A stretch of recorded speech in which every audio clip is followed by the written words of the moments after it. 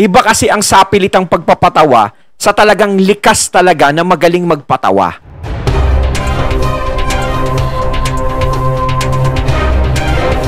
Ayo, what's up? Ako nga pala si BT!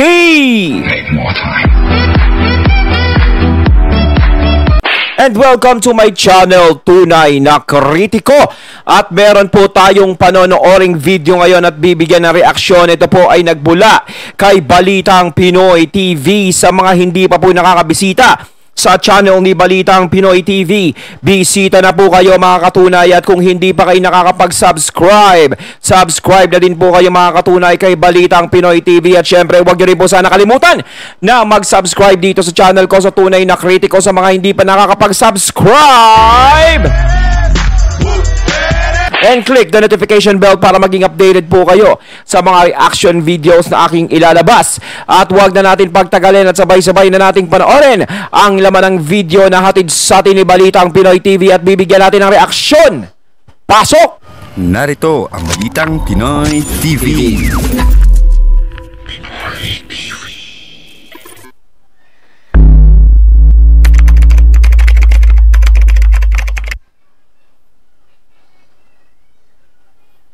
Alright, pusap sa inyo mga... Ayan, bago natin simulan, ayan yung boses pa lang, no? So, nais ko nga palang magbigay ng credits dito sa boses na maririnig natin. Ito po ay si Sir Jake Magnus. Sa lahat ng hindi pa nakakabisita sa channel ni Jake Magnus TV, bisita na po kayo mga katunay. At kung hindi pa kayo nakakapag-subscribe, subscribe na din po kayo sa kanya mga katunay kay Jake Magnus TV. Ayan, bigyan natin ng reaksyon ang mga masasabi dito ni Sir Jake Magnus. Tuloy natin. Bayan, so pwede po pag-uusapan natin, mga kababayan, napakaganda po nito dahil patungkol dun sa isang host ng Generic Night Bulaga na isasabak na pantapat pala dito kay Kuya Jose Manalo. Naku po. Sino? At yan yung mga tatalakayin natin dito, pero bago po natin pag-usapan yan ay nais ko po muna sabihin sa inyo na kung kayo po ay bago pa lamang po sa ating YouTube channel, hinihikayat ko po kayo na huwag niyo po sanang kalimutan na i-like itong ating ayan, syempre. Huwag niyo pong kalimutan na mag-subscribe sa ating YouTube channel. Subscribe na din kay Sir Jake Magnus para lagi po kayong updated sa tuwing mag-upload po tayo or magla-live tayo ng mga ganitong klase ng video mga kababayan. At gusto ko din nga po pala kayong batiyan ng isang magandang umaga, tanghali, hapon, gabi, saan man sulok ng mundo kayo naruroon. Mapa sa Pilipinas man po kayo o ibang bansa, sana po ay nasa mabuti po kayong kalagayan at gabayan po kayo ng ating Panginoon. God bless. Mega love shoutout po sa inyo na napakasarap ha. So anyway, punta po tayo dito sa isa pa natin pag-uusapan. Eto, yan. Eto para patas, hindi ko kinuha to doon sa Facebook page nitong si Boboy Villar at doon sa Facebook page nitong si Kuya Jose Manalo. Doon natin kinuha to sa mga supporter or yung mga vlogger na nagpabalita patungkol dito sa dalawa. Ano po, para patas. So eto mga kababayan, kung makikita nyo, para patas tayo ha. Gusto ko kasi doon tayo sa pair. Walang masasabi sa atin yung tao na bias tayo sa pagdating sa dalawa. So ngayon, eto nakalagay dito, Jose Manalo fans.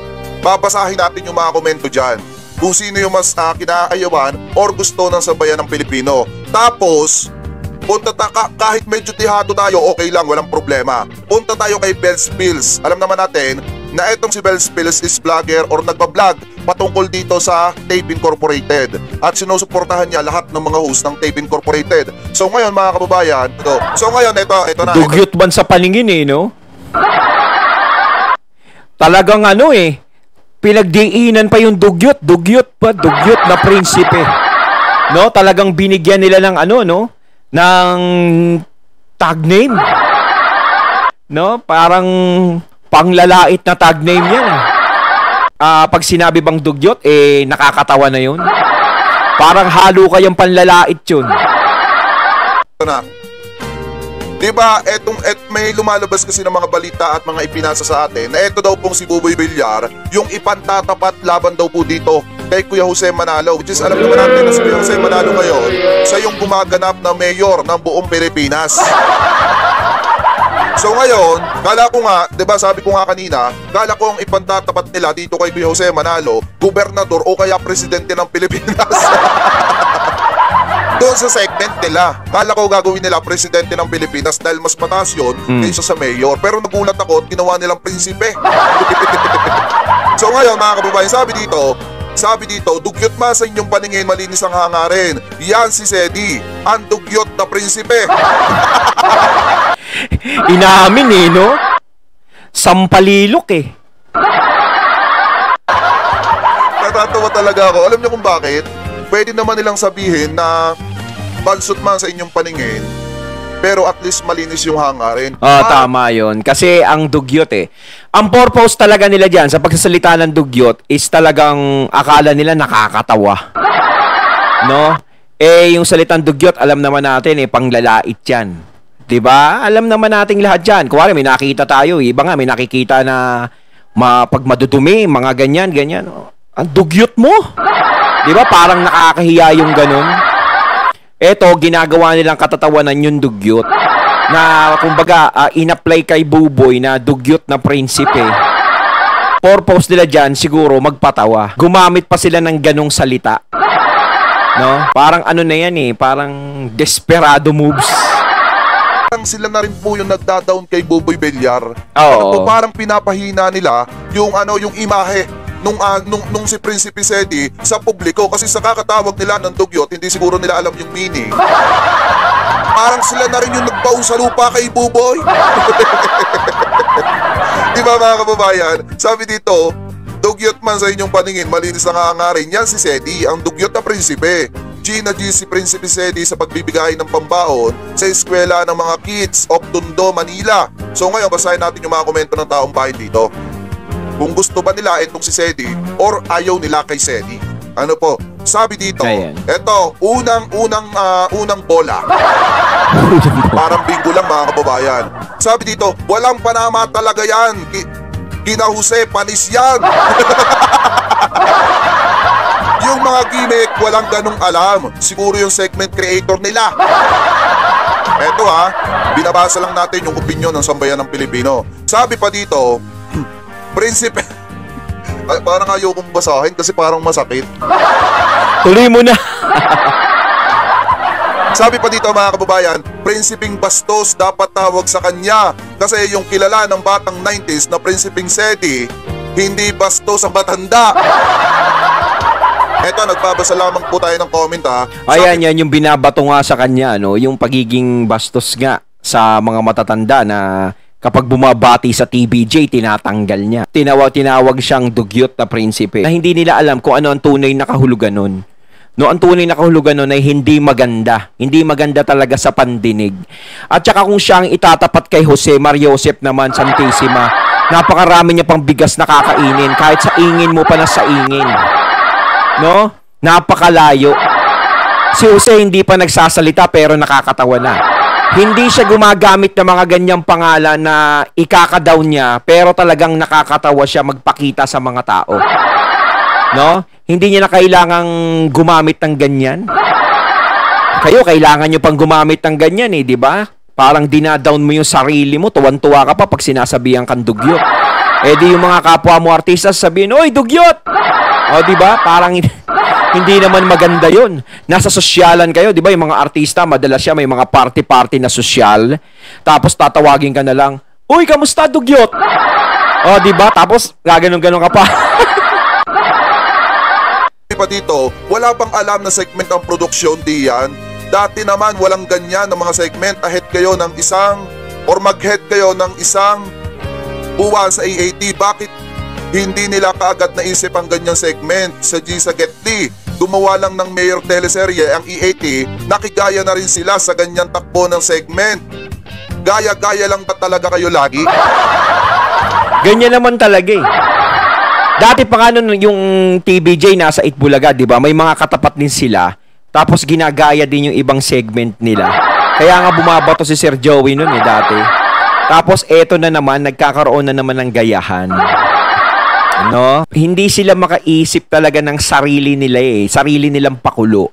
Iniiba lang nila yung pamagat. No? Pero ganun din. Gaya din sa TBJ, gaya sa EAT rin ang nila. Mga ataking ginagawa nila. No? Pero talagang hindi talaga nila mapantayan kung ano yung ginagawa ni Jose. No, halimbawa diyan sa Sugod Bahay, tapos G sa Gedli. 'Di ba? Iba pa rin yung ano eh.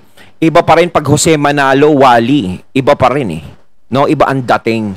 Ngayon pilit nilang pinipilay si Wally dahil nga do sa nagawa ni Wally na pagmumura. Eh kahit naman po si Wally mawala doon eh o mapahinga si Wally. Si Jose pa lang kayang-kaya ni Jose yun eh. Yan ang kagandahan sa E80 kasi. Hindi sila one-man team. No, hindi sila one-man team. Halos lahat sila may pakinabang sa isa't isa. No? Kahit sabihin mong may mawala sa kanila, may magpahinga sa kanila, yung papalit sigurado is talagang matindi rin yung attacking ginagawa nila. No, kahit halo-halo, iba-iba yung ilagay nila sa Sugod Bahay o sa programa ng E80. Ganyan sila kagaling eh. Kaya nga hindi sila mabitawan ng TVJ. Kaya nga sinabi ng TVJ, di ba? Halos lahat yan, may mga matatalino yan, may mga alam yan. Kaya alam ng TVJ yun. No, hindi sila one-man team kung maglaro. Lahat sila gumagalaw, parang slam dunk yan, di ba? Si Akagi may sariling atake, si Rukawa, si Mitsui, si Sakuragi, di ba? Si ano ba yun? Isa yung maliit. Yung Miyagi ba yun? Miyagi. Ayun, may mga kanya-kanya sila. Eh, yung dyan sa kabila, parang, ayan nga, siguro si Yorme, tsaka si Buboy. 'Di ba? Si Paulo. Ganon. Parang sa kanila lang umiikot yung istorya niyan. Hindi katulad sa E80 is lahat. Lahat kahit sino ilagay mo. Kahit nga si Jose Manalo lang sa Sugod Bahay mag-isa eh. Kayang-kaya ni Jose. Pero syempre, mas maganda kung may mga kasama si Jose. Ngayon, kahit hindi kasama ni Jose si Zombie o si Wally, tapos halimbawa may pumalit muna sa kanila. Kahit na ilagay doon si Aisa, 'di ba? Si Aisa, 'di ba? Maganda rin naman o kahit si Alan Kay, kahit ilagay doon. 'Di ba? Kasi si Mami Alan talagang pang-studio talaga ang datingan. Pero si Mami Alan kayang-kaya niya talagang dalhin yung pag-host talaga. Si Ryan Agoncillo, pwede rin kahit saan. All around si Ryan Agoncillo eh. Mapalabas, mapaloob. Magaling talaga. O lahat sila eh. Walang tulak kabigin. Si Miles Ocampo, ang galing, mapaloob, mapalabas, ganun din. Si Maha Salvador, kung sakasakali, di ba dati, mapaloob, mapalabas, ganun din. Kaya wala silang tapon. Si Raisa May, si Paulo, mapalabas, mapaloob, ganun din. Lahat sila may pakinabang eh. Di ba? Ganyan sila maglaro, ganyan mag-ahasa ang TVJ eh. Di ba? Kaya kung tutusin nga, pwede na silang magpahinga sa bahay nila, yung TVJ. Diba, kayang-kaya ng dalhin niya ng mga kasama nila. Pero hindi yun ginagawa ng TVJ dahil hanggat kaya nila, no? Hanggat kaya pa nila, tuloy-tuloy pa rin sila na magpasaya ng mga tao. Yan ang kagandahan sa kanila. Eto kaya natin nasabi sa ating title na ayaw ng taong bayan kay Sedi. Sorry for the words ayaw kasi yun yung totoo. Sabi pa dito mga kababayan, ayan, di nyo mapapatunayan, di nyo mapapantayan si Jose Manalo. Legit number cards kami. Yes. Sa TVJ kami at TV5. Mas magaling si Mayor Jose. Malabo nilang sila talaga matatatan. ang pinapanood ko. Kahit ano palang gawin, may masasabi pa ang mga tao. Dapat ang pangalan niya si Mike. Trying hard. Walang mag-click ng gimmick nila. Ayun nga yung napapansin ko eh. Parang nagiging trying hard yung dating. No, hindi akma masyado. Parang yung pagpapatawa nila is masyadong masyado nilang ine-exage, 'di ba? Ang tunay kasing komedyante, no? Hindi exage yan magbigay ng atake sa pagpapatawa. Minsan tingin pa lang sa iyo niyan, no? Yung reaction pa lang ng katawan niya, nalalaman mo na natatawa ka na eh. O, ibalik natin yung dati. Gaya nga nila Babalu, Rene Requestas, di ba? TBJ, di ba? Sila talaga yung mga magagaling magpatawa, no? At saka sigurado naman, train na train ng TBJ talaga yan sila Jose. Kita mo naman si Jose, di ba? Hindi pa gumagalaw, nakakatawa na. Gumanon pa lang yung mukha niya, pakita niya yung cutie face ni Jose, talagang matatawa ka na talaga. Iba kasi ang sapilitang pagpapatawa sa talagang likas talaga na magaling magpatawa. Wag na, medyo masakit na pag binasa pa natin ng tuloy-tuloy. Sabi pa dito mga kababayan, di talaga mananalo to kay Jose. Iba ang dating ni Jose, matindi haha. Si Buboy, di kaya sila Jowa B. O di niya kaya si yung Jowa B. Sabi pa dito, haha, laos na ang Itbulaga. Kita nyo pati yung Itbulaga nababastos dahil sa inyo? Yan ang iniiwasan ng TVJ yan eh. Kaya gusto rin nilang makuha yung pangalan ng Itbulaga eh. No? Kasi kapag sa kanila napunta yung pangalan ng Itbulaga, nandiyadyaan yung ibabangon uli nila yung karangalan ng Itbulaga. Diba? Hindi naman nila basta-basta kinukuha yan dahil sa gusto lang nila. No? Importante sa kanila yung pangalan na yan at mahalaga. Dahil kung hindi mahalaga sa kanila yung pangalan na yan, pinabayaan na yan dyan sa kabila. Kaso nga, karugtong ng buhay nila yan. At isa pa, nararamdaman nila ang Itbulagang pangalan na minahal nila, no, ng pagkatagal-tagal na taon, ay nagkakaganyan. Kaya gusto nilang makuha yan para maibangon uli yung digdidad ng Itbulaga. No, kasi pag sinabing Itbulaga, talagang yan ang #1 noontime show, no, dito sa Pilipinas. Hindi maitatanggi ng mga tao yan. Kahit sino, no, #1 noontime show na halos walang makatapat na kahit sinong noontime show na tumapat dyan. Ngayon is nagkakaganyan na. Ngayon, gustong makuha ng TVJ yan para maibangon uli. Hindi porket na kinukuha nila, yung Itbulaga pag nakuha nila, TVJ ang ibabangon. Hindi. Yan ang ibabangon nila, yung pangalan na yan. Diba? O yan, para patas ha. Ito po, yung pinasa natin ng mga komento galing po sa Bell's Pills. O yung vlogger na nagbablog patungkol po doon sa Itbulaga mga kababayan. Para patas. Hindi ko yan pinasa doon sa balwarte ng mga legit cover gods. Eto nga babasahin pa lang natin yung mga komento ng mga legit cover gods mga kababayan. So sabi dito, eto, mananalo ka, ipagpatuloy ang husay sa pagpapasaya ng maraming tao. Yan yung komento kay Kuya Jose Manalo. Ikaw na ang Mayor Jose ko. Bravo Mayor Jose, panalo ka dito sa US. Mayor. Poging morning po, Mayor Manalo. Good, mga good, ang comment kay Kuya Jose Manalo. Walang bad eh, no? Ang mayor na hindi kurap. Ikaw na ang Mayor Jose Manalo. Ayan, para sa amin, ikaw ang mayor ng buong Pilipinas. Oh. Sabi pa dito, ang lahat ng plataforma ni Mayor gawin mo sa ikagaganda ng ating bansa. Go, go, go. Go, Mayor Manalo, tuloy mo lang yan. Okay, Mayor, bagay. Biruin nyo, dating barangay captain, ngayon Mayor na. O Mayor, pwede. Idol Jose Manalo. O Mayor Jose, ang galing mo. O Jose Manalo, ang galing mo. Yes, Mayor Jose Manalo. Mabuhay ka. Puro good comment eh, no? Wala ka nakikitang bad eh. Mayor, o eto pa, binabasa natin yung mga komento. Mayor Jose, iba ka talaga, we love you. Puro good positive mga kababayan. Unlike dun kay Sedi.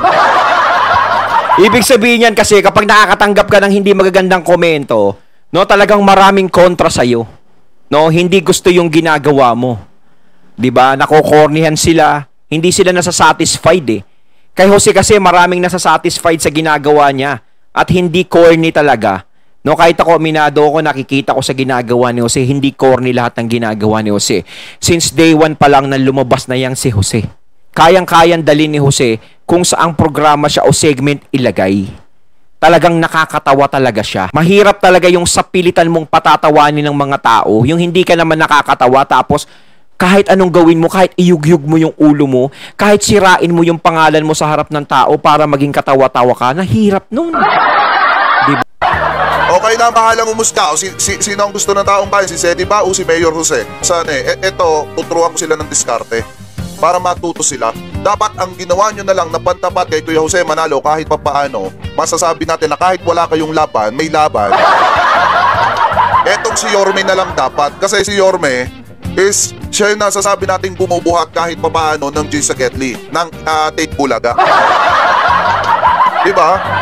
So ayan, Boss Jake, puro top fan nila nagko-comment ha. Puro top pa nila nagko-comment. Oh, dito sa kabila, dito kay dito kay Bell's Pills. Puro nagko-comment dito ayan post yan ni Bell's Pills Ang nagko-comment dito, puro top fan ni Bell's Pills, mga kababayan. Si Best Friends kasi, para sa kaliwanagan yung lahat, siya yung vlogger na bumabatikos ng matindi sa TVJ. Ano po, kaya nga sabi... Siya yung bumabatikos pero yung mga nagko-comment sa kanila, no? Puro TVJ, puro ang gaganda ng feedback sa TVJ tsaka kay Jose. Ginisa sa sariling mantika eh. Hindi sa inyo, para pero tayo, kukuha tayo ng isang post galing sa Solid, Tape Bulaga, at galing sa fan naman or fanatiko, fan nitong EAT, mga kababayan, para pair po yung labanan. So ngayon, ayan o, dapat dadagsain to ng maraming basher pero wala ko nakikita kahit isa. Sabi dito, isa ako sa mga masasamang sa mga nakasamang contestant ng Gimme 5. Sabi pa dito, pambansang may Jose Manalo na walang katalo-talo dahil ipinanganak na manalo. Diba? Pa-report ang Facebook ng Tape. Wag naman, pinablock nyo na nga yung isa. Wag naman, masyado naman kayong bad. Pabayaan nyo na lang sila. No? Hindi, kahit pa paano mga katunay pabayaan na lang natin sila na ganyan. No? Magkaroon sila ng page, magkaroon sila ng YouTube. Bayaan mo sila kasi karapatan din naman nila yan. No? Ang maganda nga yan eh. Talagang makikita talaga natin. No? Makikita talaga natin yung labanan ng noontime show sa viewers. 'Di ba? Ngayon kung iniisip nila na pinapa-take down sila ganyan, siguro hindi naman mga TVJ supporters ang may kagagawan niya. O sige, magkaroon sila ng page, para malaman talaga. No, para matapos talaga yung issue na 'yan. No, kasi tatapatan nila yung TVJ sa viewers sa TV. Noon na alam naman natin na hindi pa masyadong expand yung signal ng ng TV5, pero ngayon inaayos na ata. Ngayon, mas maganda, meron din sila sa YouTube, sa Facebook, para magkaalaman na talaga. Pag umayos na yung signal ng TV5, yan.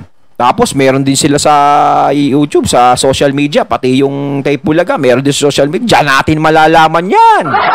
Diba? Kaya tayo, relax lang tayo. Ang importante, nakikita natin kung ano yung totoo. Pero mga kababayan na ito, to be honest po wala pong kasalanan, walang nag-report doon sa YouTube channel na na-remove doon sa YouTube ng Tape Incorporated. Ayun, natating natunghayan ng video na nagbula kay Balitang Pinoy TV at syempre natunghayan din natin si Sir Jake Magnus. Ayan Kayo mga katunay, masasabi nyo tungkol dito kay Dugyot na Prinsipe O baka sabihin nila, nilalait ko, yun talaga tawag sa kanya. Comment lang po kayo sa comment box. So once again, I'm BT and I'm out. Peace.